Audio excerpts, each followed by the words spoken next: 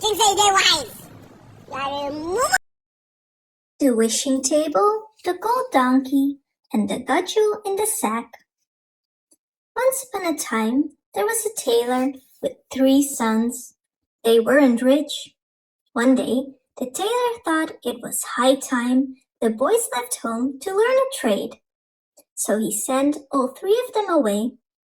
The oldest son was apprenticed as a furniture maker.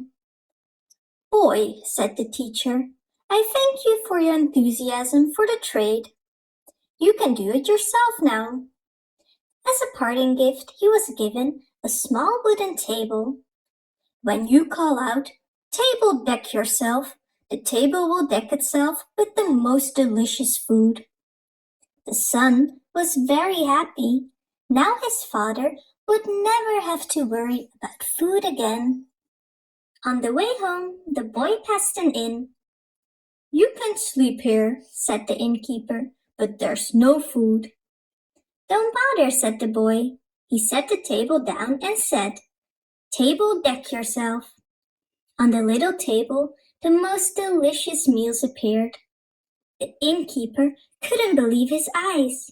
Night fell, and the boy went to sleep.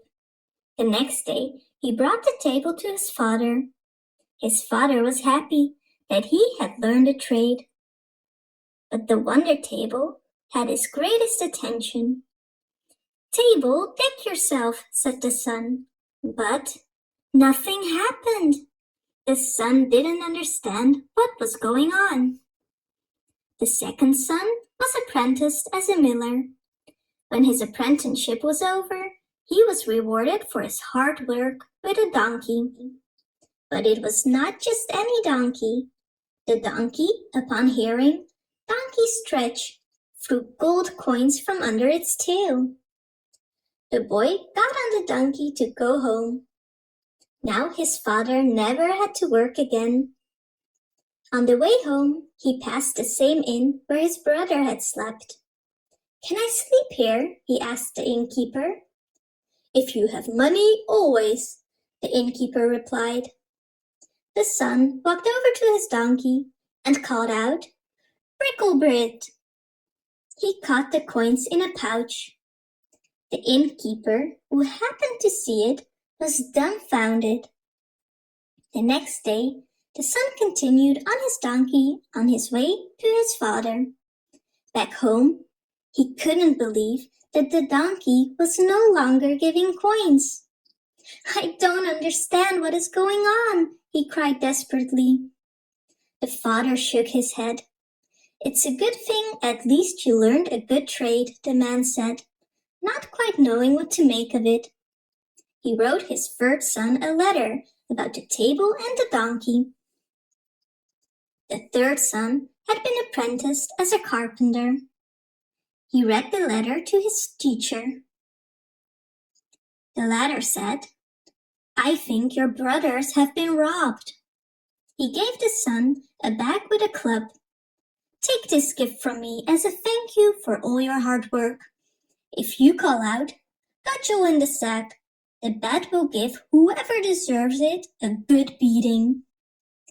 On his way home, the son passed by the inn where his brothers had also spent the night. He asked the innkeeper if he had anything to eat.